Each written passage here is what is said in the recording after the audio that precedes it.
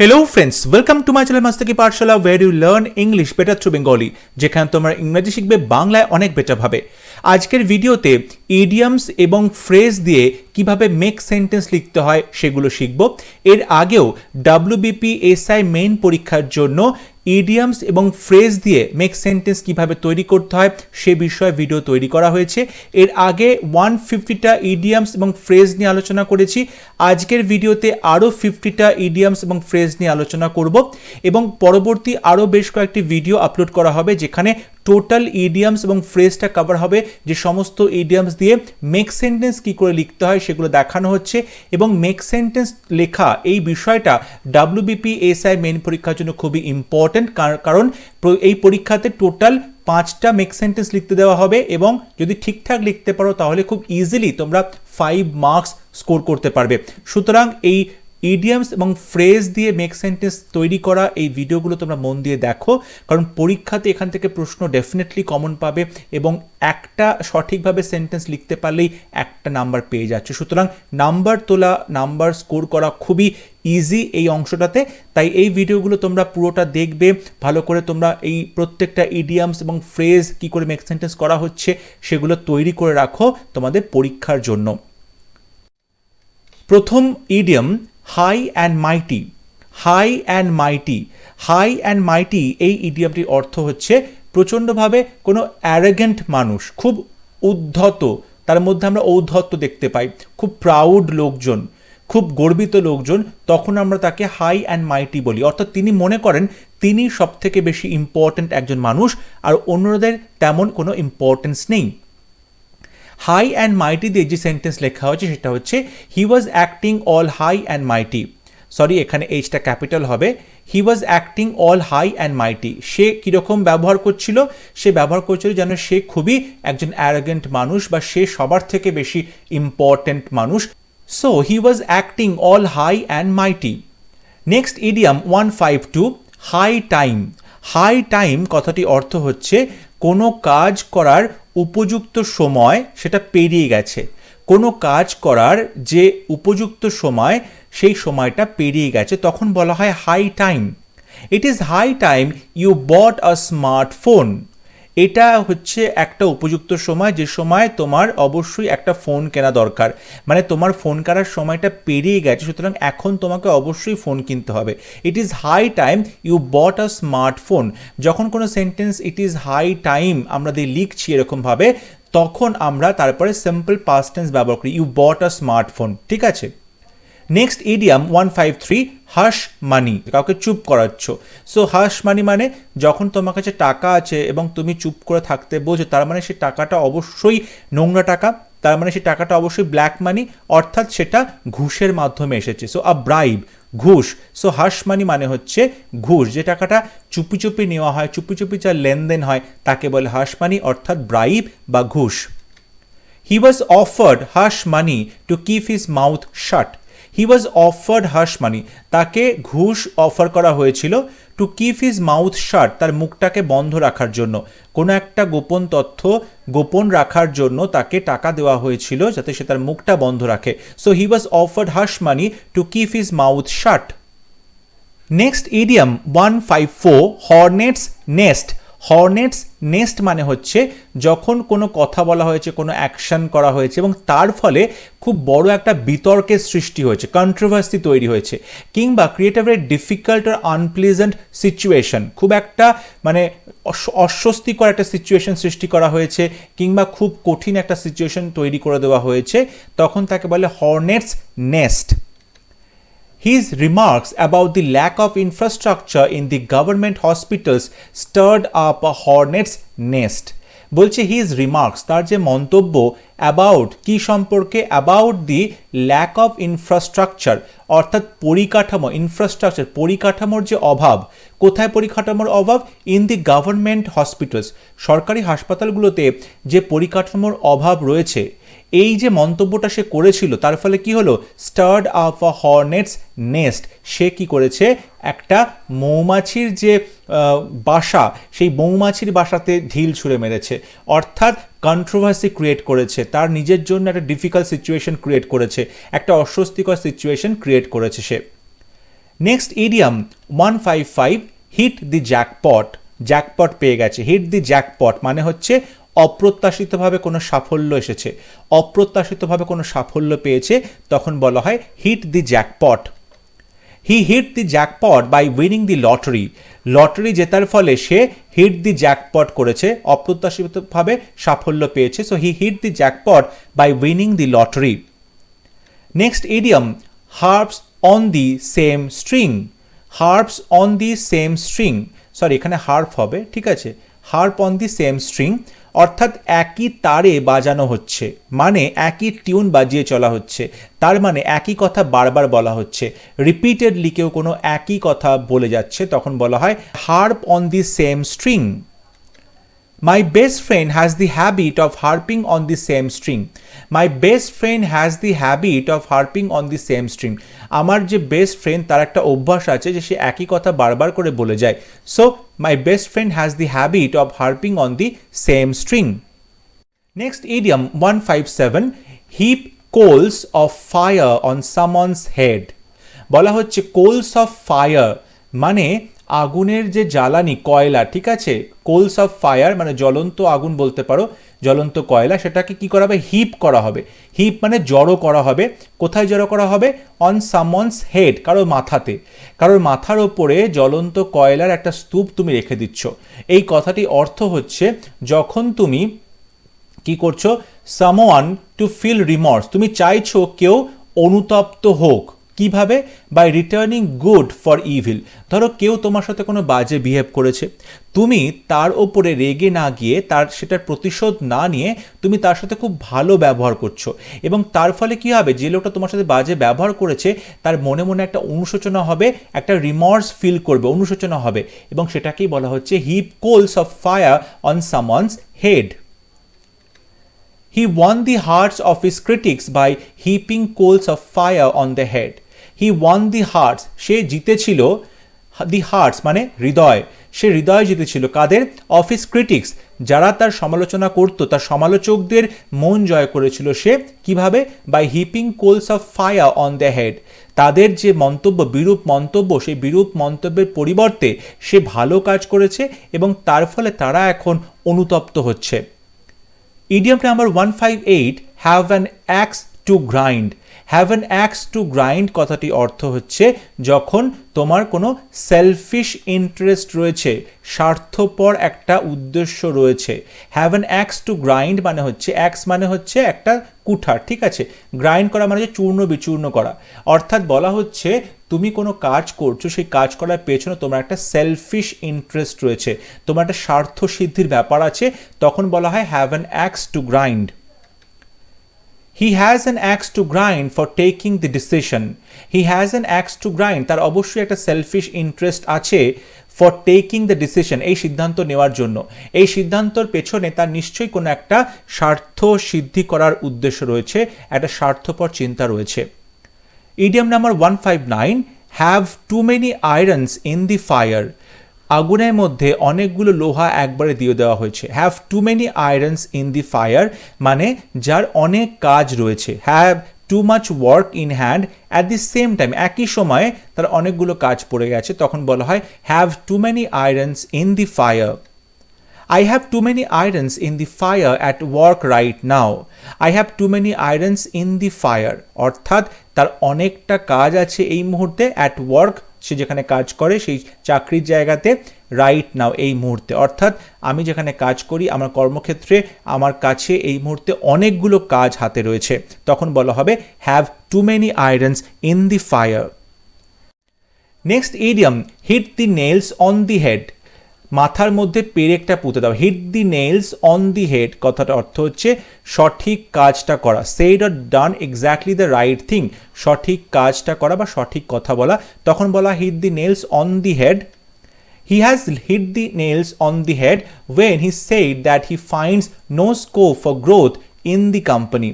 He has hit the nails on the head. সে যথার্থ সময় সঠিক কথাটা বলেছে। when যখন he said, যখন সে বলেছিল that he finds সে পায় না no scope for growth in the company, যে এই কোম্পানিতে কোনো মানুষের গ্রোথ করার জন্য, কারোর কাজ আরও ভালো হবে, কাজ শিখতে পারবে, নিজের উন্নতি করতে পারবে, এই বিষয়টার জন্য কোনো স্কোপ নেই, কোনো সুযোগ নেই। Next idiom, hit below the belt. Hit below the belt, বেল্টের তলায় হিট করতে বলছে। এটার মানে হচ্ছে টু স্ট্রাইক আনফেয়ারলি, অন্যায়ভাবে কাউকে আঘাত করা, অন্যায়ভাবে কারোর ওপরে আক্রমণ করা, তখন বলা হয় hit below the belt. My colleague hit me below the belt to get the promotion. আমার কলিগ, সহকর্মী, সে কী করলো, আমাকে আনফেয়ারলি স্ট্রাইক করলো, অর্থাৎ অন্যায়ভাবে আমাকে মারলো, টু গেট দি প্রমোশন, মানে প্রমোশনটা পাওয়ার জন্য, অর্থাৎ প্রমোশন পাওয়ার জন্য আমার কলিগ আমাকে অন্যায়ভাবে ঠকিয়ে দিল। So hit me below the belt, এটা মানে হচ্ছে অন্যায়ভাবে কাউকে মারধর করা। Next idiom, hold water. Hold water, এই কথাটি অর্থ হচ্ছে লজিক্যাল, লজিক্যাল বা টিনেবল, অর্থাৎ তুমি এমন কথা বলছো যে কথাটা যুক্তি রয়েছে, যে কথাটা যুক্তিসঙ্গত, ঠিক আছে, তখন বলা হচ্ছে লজিক্যাল বা টিনেবল। His statement will definitely hold water because it is based on hard facts. His statement will definitely hold water. তার যে বক্তব্য, স্টেটমেন্ট, বক্তব্য, will definitely, সেটা অবশ্যই hold water, সেটা কিন্তু অবশ্যই লজিক্যাল হবে। বিকজ, কারণ it is based on hard facts, কারণ এটা একদম যে তথ্য, সেই তথ্যের উপরে নির্ভর করে আছে, তাই জন্য তার যে স্টেটমেন্ট সেটা অবশ্যই সত্যি হবে, লজিক্যাল হবে। Next idiom 163, have one's finger in every one's pie. Have one's finger, কেউ কারোর আঙুলটা অন্য সবার পাই বা এই যে পিঠে তৈরি করা হয় সেই পিঠের মধ্যে দিচ্ছে, অর্থাৎ প্রত্যেকটা মানুষের কাজের মধ্যে কেউ গিয়ে যখন নাক গলাচ্ছে তখন বলা হয় have one's finger in every one's pie. অনেক কাজে যুক্ত থাকা এটাও বোঝায়, আবার অন্যের ব্যাপারে নাক গলানো সেটাও বোঝায়। He has the habit of having his finger in every one's pie. He has the habit, তার সেই অভ্যেসটা আছে, কি অভ্যেস, of having his finger in everyone's pie, প্রত্যেকের পায়ের মধ্যে আঙুল ঢোকানো, অর্থাৎ প্রত্যেকের কাজের মধ্যে নাক গলানো। So he has the habit of having his finger in everyone's pie. Next idiom, hope against hope.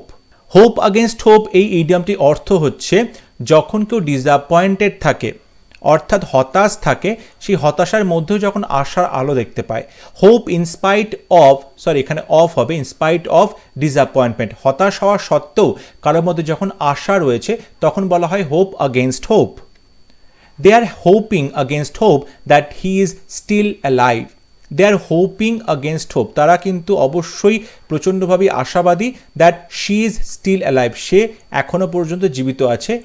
এখানে অ্যালাইভ স্পেলিংটাও ভুল হয়েছে, extremely sorry for typing mistake. So she is still alive, তারা এখনো আশা করে যাচ্ছে যে সেই ভদ্রমহিলা জীবিত আছে এখনো। Next idiom, have an iron will. Have an iron will মানে হচ্ছে লোহার মতো তার মনের জোর থাকবে, অর্থাৎ স্ট্রং উইল, প্রচণ্ডভাবেই শক্ত মনের জোর। One must have an iron will to survive in the world against all ods. One must have an iron will, অবশ্যই কারোর একজনের থাকতে হবে প্রচণ্ড মনের জোর, স্ট্রং উইল, টু সার্ভাইভ, বেঁচে থাকতে, ইন দিস ওয়ার্ল্ড, এই পৃথিবীতে, আগেনস্ট অল অডস, সমস্ত প্রতিকূলতার বিরুদ্ধে, আগেনস্ট অল অডস অর্থাৎ সমস্ত প্রতিকূলতার বিরুদ্ধে গিয়ে তোমাকে যদি সার্ভাইভ করতে হয়, বেঁচে থাকতে হয়, তাহলে অবশ্যই তোমার মনের জোর প্রচণ্ড হতে হবে। Next idiom, hold out an olive branch. Hold out an olive branch, দেখো অলিভ ব্রাঞ্চটা সিম্বল হচ্ছে শান্তির, ঠিক আছে, এটা কিন্তু পিস চুক্তি বা শান্তি চুক্তি করার সময় ব্যবহার করা হয়ে থাকে। So hold out an olive branch মানে হচ্ছে যখন কেউ শান্তির জন্য অফার দিচ্ছে, শত্রুকে বা প্রতিপক্ষকে শান্তি বজায় রাখার জন্য তাকে অফার দিচ্ছে, তখন বলা হয় hold out an olive branch. The extremists are not willing to hold out an olive branch to the government. Extremist অর্থাৎ চরমপন্থীরা are not willing, তারা রাজি নয়, to hold out an olive branch, যাতে তারা শান্তি রক্ষা করতে পারে, to the government, গভর্নমেন্টের সাথে। সো চরমপন্থীরা গভর্নমেন্টের সাথে কোনো রকম শান্তি চুক্তি করছে না, করতে ইচ্ছুক নয়। Next idiom, hold one's own ground.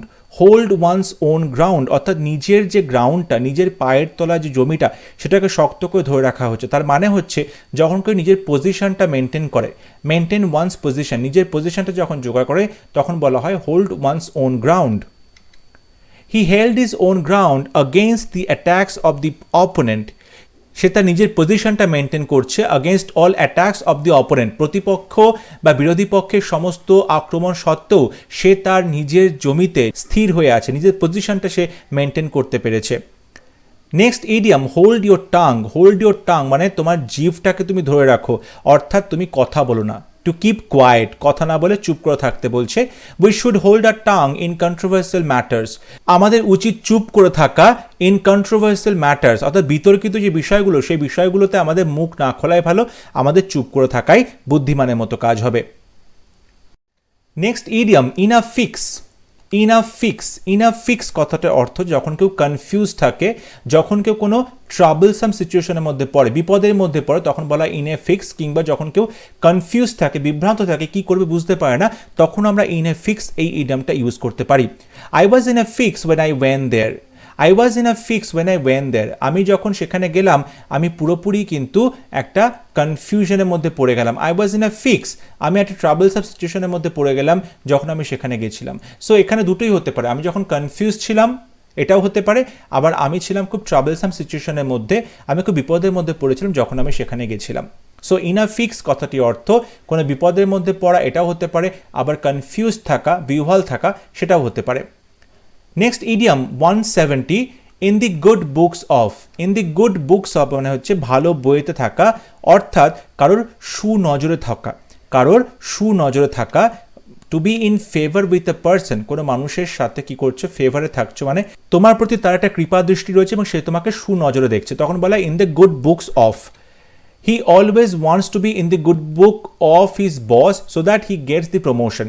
He always wants to be, সে সবসময় হতে চায়, কি হতে চায়, in the good book of his boss, তার বসের সুনজরে সবসময় সে থাকতে চায়, so that যাতে করে he gets the promotion, যাতে করে সে প্রমোশনটা পেয়ে যায়, যাতে করে সে প্রমোশনটা পেয়ে যায়। So he always wants to be in the good book of his boss so that he gets the promotion.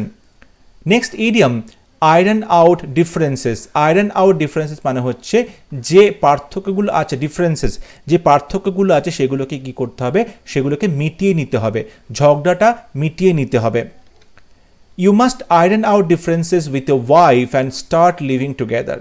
তোমাকে অবশ্যই তোমার ওয়াইফের সাথে যে ডিফারেন্সগুলো আছে সেই কারণগুলো, ঝগড়াগুলো তোমাকে মিটিয়ে নিতে হবে, অ্যান্ড স্টার্ট লিভিং টুগেদার, এবং তোমাকে আবার একসাথে থাকতে শুরু করতে হবে। So you must iron out differences with your wife and start living together. Next idiom 172 in a dilemma. In a dilemma মানে হচ্ছে যখন কেউ কোনো রকম সিচুয়েশনের মধ্যে পড়েছে যেটা খুব কনফিউজিং, মানে উভয় সংকটে পড়েছে। ইন এ ডাইলেমা মানে হচ্ছে উভয় সংকটে পড়েছে, অর্থাৎ দুদিকেই বিপদ, দুদিকেই বিপদ। ইন এ ডাইলেমা মানে হচ্ছে উভয় সংকট। She was in a dilemma of disobeying her father or losing the man she loves. She was in a dilemma, সে উভয় সংকটের মধ্যে পড়েছিল। অফ ডিসওবেইং, যে কিসের উভয় সংকট, অফ ডিসওবেইং অর্থাৎ অবাধ্য হবে, হার ফাদার তার বাবার অবাধ্য হবে, অর অথবা losing the man she loves কিংবা যে মানুষটাকে সে ভালোবাসে তাকে বরাবরের জন্য হারাবে। So she was in a dilemma of disobeying her father or losing the man she loves. Next idiom in deep water. In deep water মানে হচ্ছে কেউ গভীর জলের মধ্যে পড়েছে, অর্থাৎ কেউ খুব সমস্যার মধ্যে পড়েছে, গ্রেট ডিফিকাল্টিস, খুব গভীর সমস্যার মধ্যে পড়েছে। হি is in deep water after he lost his job. তার চাকরি চলে যাওয়ার পর থেকে সে হচ্ছে খুবই গভীর জলের মধ্যে পড়েছে। হি is in deep water after he lost his job. Next idiom ins and out. Ins and out মানে যে সবিস্তারে বা কোনো গোপন ব্যাপার পুরোটাই সে জানে, ফুল ডিটেলে জানে, সবিস্তারে জানে, কিংবা সিক্রেটসের কথা বলা হচ্ছে। I know the ins and out of the office, অর্থাৎ আমি এই অফিস সমস্ত কিছু জানি, অফিসের ফুল ডিটেলস বা অফিসে কী কী সিক্রেট আছে বিষয়গুলো সেগুলোও জানি। So I know the ins and out of the office. Next idiom in a mace. Next idiom in a mace. In a mace মানে হচ্ছে খুব একটা বিশৃঙ্খলার মধ্যে রয়েছে, ঠিক আছে, ইন গ্রেট ডিসঅর্ডার, বিশৃঙ্খলার মধ্যে রয়েছে, তখন বলা হয় in a mace. His room is always in a mace, তার ঘরটা সবসময় কিন্তু ইন আ মেস থাকে, অর্থাৎ তার ঘরটা সবসময় একটা ডিসঅর্ডারের মধ্যে থাকে, বিশৃঙ্খলার মধ্যে থাকে। Next idiom in a nutshell. In a nutshell, nutshell মানে হচ্ছে সংক্ষেপে, ইন আ নাটশেল মানে হচ্ছে সংক্ষেপে, হচ্ছে ব্রিফলি, সংক্ষেপে। Tell me the whole incident in a nutshell. Tell me the whole incident, পুরো ঘটনাটা আমাকে খুলে বলো, ইন আ নাটশেল, খুব অল্প কথার মধ্যে সংক্ষেপে বিষয়টা জানানোর কথা বলা হচ্ছে। So tell me the whole incident in a nutshell. Next idiom, in black and white. In black and white মানে সব কিছু লিখিত অবস্থায় রয়েছে, ইন রাইটিং বা লিখিতভাবে রয়েছে তাকে বলা হয় in black and white. Put it in black and white for confirmation. Put it in black and white, black and হোয়াইটে এই কথাটা লেখো ফর কনফার্মেশন, কনফার্মেশন পাওয়ার জন্য। So put it in black and white for confirmation. Black and white মানে হচ্ছে লিখিত অবস্থায়। Next idiom 178, in consequence of. In consequence of মানে কনসিকুয়েন্স মানে হচ্ছে ঘটনার পরবর্তী যে প্রভাবটা পড়ে, ফলাফল তাকে বলে। সো ইন কনসিকুয়েন্স অফ মানে হচ্ছে ফলস্বরূপ, কোনো ঘটনা ঘটে যাওয়ার ফলে কি হয় সেই ফলস্বরূপ তাকে বলা হয় in consequence of. She was angry in consequence of your misbehaviour. তোমার মিসবিহেভিয়ারের জন্য, বাজে ব্যবহারের জন্য তার ফলস্বরূপ কি হয়েছে, সে খুব রেগে গেছে, মেয়েটি খুব রেগে গেছে। Next idiom, in someone's spirits. In someone's spirits মানে হচ্ছে কারোর খুব মন ভালো আছে, কেউ খুব জলি আছে, কেউ খুব চেয়ারফুল আছে, কেউ খুব জয়ফুল আছে। সো ইন সামওয়ানস স্পিরিটস মানে প্রচণ্ড উৎফুল্ল অবস্থায় আছে, এটা বোঝানো হয়। He is always in his spirits whenever he parties with his friends. He is always in his spirits, সে সবসময় খুব আনন্দে থাকে। ওয়েন এভার যখনই, he parties with his friends যখনই সে তার বন্ধুদের সাথে পার্টি করে তখনই কিন্তু সে প্রচণ্ড চেয়ারফুল মুডে থাকে, জয়ফুল মুডে থাকে। Next idiom, in keeping with. In keeping with মানে হচ্ছে সামঞ্জস্যতার সাথে, সামঞ্জস্যভাবে। His deeds are in keeping with his words, তার যে কাজকর্মগুলো, হিজ ডিডস তার যে কাজকর্মগুলো, are in keeping with his words তার কথার সাথে কিন্তু সামঞ্জস্য রেখেই চলছে। তাহলে তার কাজকর্মগুলো তার কথার সাথে সামঞ্জস্য রেখে চলছে, মানে সে মুখে যে কথাটা বলছে সে কাজেও সেটা করে দেখাচ্ছে। Next idiom 181, in quest of. In quest of. In quest of মানে হচ্ছে কোনো কিছু খোঁজা হচ্ছে। ইন সার্চ অফ কোনো কিছুর খোঁজে, ইন সার্চ অফ কোনো কিছুর খোঁজে তখন বলা হয় in quest of. The policeman went there in quest of the thief. The policeman went there in quest of the thief, অর্থাৎ এই চোরের খোঁজে পুলিশম্যানটা সেখানে গেছিল। So the policeman went there in quest of the thief.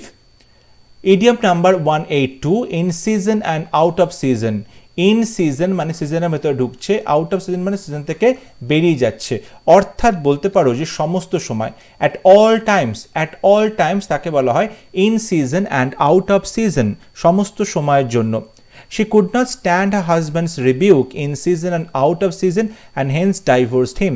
She could not stand, সে সহ্য করতে পারলো না, কুড নট স্ট্যান্ড সহ্য করতে পারলো না, আর হাজব্যান্ডস রিবিউক তার স্বামী যে তাকে বকাঝকাগুলো করেছিল, in season and out of season সব সময়, অর্থাৎ সব সময় তার স্বামী যে তার সাথে বকাঝকা করে বা বাজে বিহেভ করে সেটা আর সহ্য করতে পারলো না, অ্যান্ড হেন্স ডাইভোর্সড হিম, এবং সেজন্য তাকে সে ডিভোর্স দিয়ে দিল। Next idiom, in the blues. Next idiom, in the blues.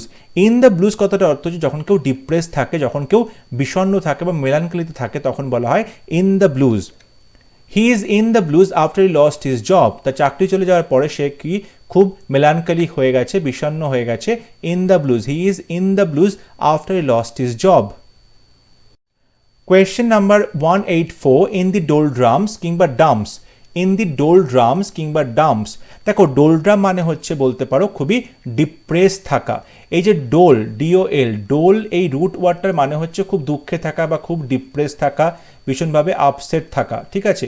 So যে শব্দগুলোর মধ্যে আমরা ডোল পাবো সেক্ষেত্রে আমরা ধরে নেব সেই শব্দটা ডিপ্রেস থাকা বা আপসেট থাকা এইরকম করে একটা জিনিসকে বোঝাচ্ছে। সো ইন দ্য ডোলড্রাম মানে হচ্ছে টু বি ডিপ্রেসড, খুব মন খারাপ হয়ে থাকা, মনমরা হয়ে থাকা। He is in the doldrums these days after losing his job. তার চাকরি চলে যাওয়ার পর থেকে সে প্রচণ্ডভাবে ডিপ্রেসড হয়ে থাকে। So he is in the doldrums these days. Next idiom, in the nick of time. In the nick of time কথাটির অর্থ হচ্ছে একদম সঠিক সময়, ঠিক সময়, জাস্ট ইন টাইম, ঠিক সময়, তখন বলা হয় ইন দ্য নিক of time. The police came in the নিক অফ টাইম। পুলিশ চলে এসেছিল একদম সঠিক সময়, ইন দ্য নিক of time. Next idiom, in the face of. In the face of অর্থাৎ যখন কেউ কোনো কিছুর বিরুদ্ধে থাকে, ইন দি ফেস অফ কোনো কিছুর আগেনস্টে বোঝায়, বিরুদ্ধে বোঝায়। He holds his ground in the face of all opposition. সমস্ত রকম বাধার বিরুদ্ধে সমস্ত রকম অপোজিশনের বিরুদ্ধে, বাধার বিরুদ্ধে গিয়ে সে কি করেছে, হি হোল্ডস হিজ গ্রাউন্ড, সে তার নিজস্ব সিচুয়েশনে টিকে থাকতে পেরেছে, ইন দি ফেস অফ, অর্থাৎ সমস্ত বাধার আগেনস্টে গিয়ে, ইন দি ফেস অফ মানে হচ্ছে আগেনস্ট, বিরুদ্ধে। Idiom number 187, in the same boat, একই নৌকোর যাত্রী, ইন দি সেম বোট, একই নৌকোর যাত্রী মানে হচ্ছে একই বিপদের মধ্যে পড়েছে কিংবা একই অবস্থার মধ্যে রয়েছে, একই সিচুয়েশন, তখন বলা in the same boat. We should act together because we are in the same boat. We should act together. আমাদের উচিত একসাথে কাজ করা, because কারণ we are in the same boat, কারণ আমরা একই বিপদের সামনে রয়েছি। So we should act together because we are in the same boat. Next idiom 188, in the soup. In the soup. Soup অবশ্যই খুব প্রিয় একটা ডিশ আমাদের, স্যুপ। এখানে কিন্তু ইন দি স্যুপ মানে স্যুপের মধ্যে নয়, ইন দি স্যুপ মানে সিরিয়াস ডিফিকাল্টিজ, খুব কঠিন একটা অবস্থা, কোনো বিপদের মধ্যে রয়েছে। I am in the soup after losing the money, টাকা হারিয়ে ফেলার পরে আমি প্রচণ্ডভাবেই বিপদের মধ্যে আছি, ইন দি স্যুপ আমি খুব সিরিয়াস ডিফিকাল্টিজের মধ্যে আছি, after losing the money. Next idiom, in the teeth of. In the teeth of, এই ইডিয়ামটির অর্থ হচ্ছে প্রবল বাধা সত্ত্বেও, প্রবল বাধা সত্ত্বেও। In the teeth of the গেল, এই যে গেল মানে হচ্ছে ঝোড়ো বাতাস, সো ঝোড়ো বাতাস থাকা সত্ত্বেও, ঝোড়ো বাতাসে বাধা সত্ত্বেও, we set off for our destination, আমরা আমাদের লক্ষ্যে পৌঁছানোর জন্য তৈরি হলাম। We set off for our destination, আমাদের লক্ষ্যে পৌঁছানোর জন্য আমরা রওনা দিলাম। Next idiom, in two minds. In two minds, দুটো মনে, দুটো মন কারোর হয় না, দুটো মন মানে হচ্ছে যখন কেউ আনডিসাইডেড থাকে বা খুব বলতে পারো বিভ্রান্তির মধ্যে রয়েছে, ডিসিশন নিতে পারছে না যে কোনটা চুজ করবে, অর্থাৎ আনডিসাইডেড, অর্থাৎ ডিসিশন নিতে পারছে না, কোন সিদ্ধান্তে নেবে সেটা সে বুঝতে পারছে না। I was in two minds about what I should do. I was in two minds, আমি প্রচণ্ডভাবে আনডিসাইডেড ছিলাম, অ্যাবাউট কি সম্পর্কে, হোয়াট আই শুড ডু আমার কি করা উচিত সেটা নিয়ে, আমার কি করা উচিত সেটা নিয়ে আমি কিন্তু দ্বিধায় ছিলাম। এই যে ইন টু মাইন্ডস মানে হচ্ছে দ্বিধাগ্রস্ত থাকা। কোয়েশ্চেন নাম্বার 191, ইন ভোগ। ইন ভোগ এই ইডিয়ামটির অর্থ ইন ফ্যাশন কিংবা ট্রেন্ডি, এই মুহূর্তে চলছে হালফিলের পোশাক, তখন বলা হয় ইন ভোগ।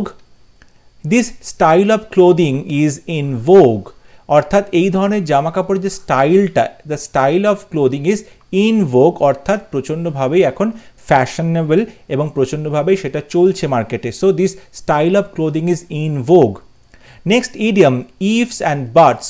ইফস অ্যান্ড বাটস এই কথাটি অর্থ হচ্ছে কিন্তু কিন্তু ভাব। কিন্তু কিন্তু ভাব মানে হচ্ছে কোনো কিছু ঠিক করে সে বলছে না, সব কিছুর মধ্যেই আমরা একটা কিন্তু কিন্তু ভাব দেখছি।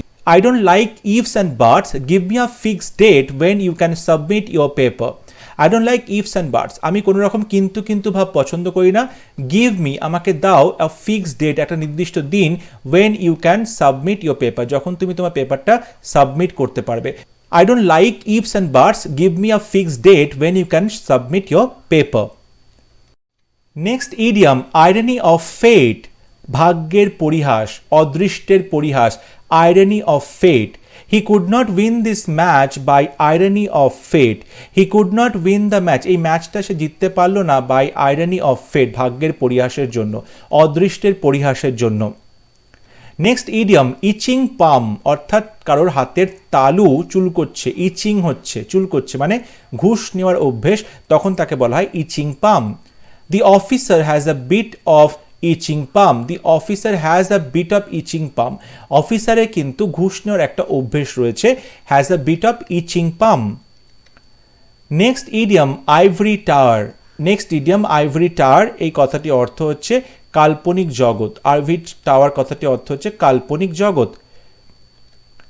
Those who live in an ivory tower, they cannot understand the misery of life. Those who live in an ivory tower, যারা কাল্পনিক জগতে বিচরণ করে, দে ক্যানট আন্ডারস্ট্যান্ড, তারা বুঝতে পারবে না, দি মিজারি অফ লাইফ, এই জীবনের যে দুঃখ কষ্ট মিজারি সেটা তারা বুঝতে পারবে না। Next idiom, in a Flutter. Next idiom, in a Flutter. In a Flutter কথাটির অর্থ হচ্ছে প্রচণ্ডভাবে এক্সাইটেড, খুব কনফিউজড এবং এক্সাইটেড, কী করবে ঠিক বুঝতে পারছে না কিন্তু প্রচণ্ডভাবে এক্সাইটেড, তখন তাকে বলা in a Flutter. I am in a flutter because we are going to Darjeeling in this puja vacation. আমি প্রচণ্ডভাবেই খুব এক্সাইটেড হয়ে রয়েছি বিকজ কারণ we are going to Darjeeling, কারণ আমরা দার্জিলিংয়ে যাচ্ছিলাম না in this puja vacation. Next idiom in the large. Next idiom in the large.